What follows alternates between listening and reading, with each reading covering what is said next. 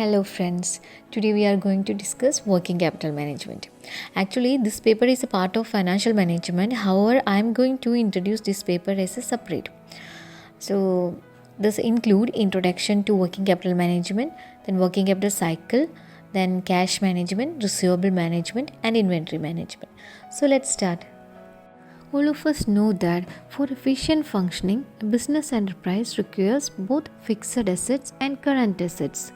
The amount invested in fixed assets is fixed capital, that's also called long term or block capital. The amount invested in current assets is known as working capital, it's also called short term capital.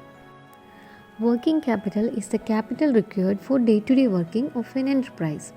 It is required for the purchase of raw material and for meeting the day to day expenditure on salaries, wages, rents, advertising, etc. It is needed for holding some convertible assets, that is current assets such as stock, book debts, bills receivable and cash. The firm operates its business through these assets. These assets are convertible in the sense that these change from one form of asset to another. Cash is converted into raw materials into work in progress into finished goods into book debts and bills receivable, and then this book debts and bills receivable again into cash. Thus, this amount goes on circulating or revolving from cash to current assets and current assets to cash. That's why working capital is also called circulating capital or revolving capital or floating capital or liquid capital. We can say working capital is the amount of funds necessary to cover the cost of operating the enterprise. It is the difference between inflow and outflow of funds. In other words, it is the net cash inflow. It is the assets and liabilities required to operate the business on day-to-day basis. Or we can say that it is the amount of capital which is readily available to the organization. From this discussion, we can easily identify what are the features of working capital. First one, that is working capital is the part of total capital which is required for the day-to-day working of an enterprise. Secondly, it is the amount invested in current assets. And working capital management involves cash management, receivables management, payables management and inventory management. There are two concepts on working capital, that is gross concept and net concept. According to gross concept, working capital refers to the amount of funds invested in current assets. That is, working capital is equal to total current assets. This gross concept is used by the management to evaluate the current working capital position to ensure the optimum investment in individual current assets.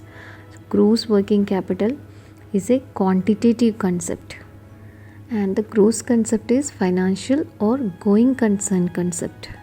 It is suitable to the company form of organization, and it does not reveal the true financial position of a firm.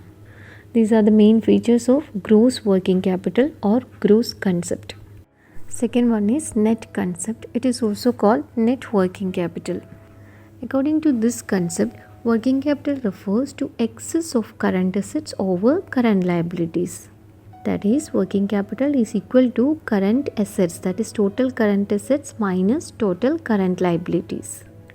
It is qualitative concept because it establishes a relationship between current assets and current liabilities. And net concept is an accounting concept of working capital. This is suitable for sole trader or partnership firms. It is useful to find out the true financial position of a firm. Next is components of working capital. There are two components, that is current assets and current liabilities. Current assets are those assets which can be converted into cash in a normal course of activity of a firm, usually within 1 year. Examples for current assets include cash, bank balance, bills receivable, stock of raw materials, stock of work in progress, stock of finished goods, debtors, etc. And current liabilities are those liabilities which are repayable during short period, usually within 1 year. Examples of current liabilities include sundry creditors, bills payable, outstanding expenses, provision for taxation, and dividend payable. Next is types of working capital. Working capital can be classified into permanent working capital and variable working capital. First one is permanent working capital.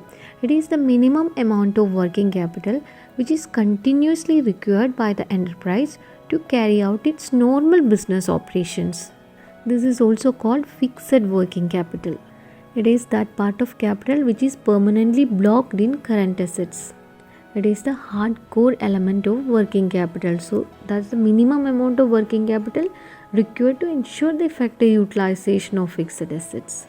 It can be divided into three, that is initial working capital, regular working capital, reserve margin or cushion working capital.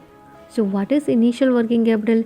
It is needed in the initial stage of business, that is called initial working capital. And regular working capital, it's needed for continuous operation of the business. That is, we required some capital for converting the cash into inventories into receivables, and again back to cash.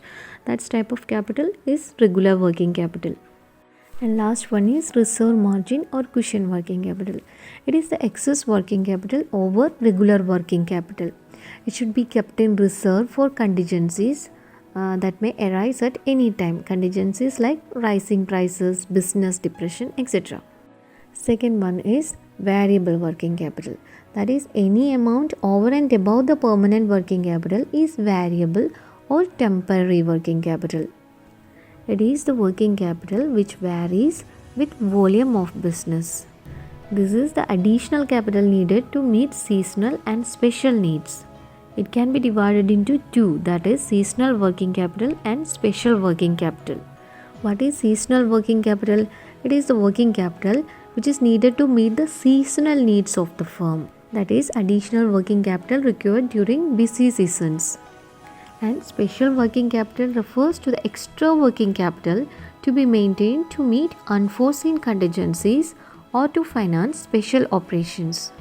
With this, I am concluding. So in this video, we have seen the meaning of working capital and its features, two concepts of working capital, that is gross concept and net concept, components of working capital, that is current assets and current liabilities, and types of working capital. It includes permanent working capital and variable working capital. Permanent working capital again divided into initial working capital, regular working capital, and reserve margin. And variable working capital divided into seasonal working capital and special working capital. And that's all for this video. We can discuss more details or more important concepts in the coming video. Until then, bye and thank you for watching.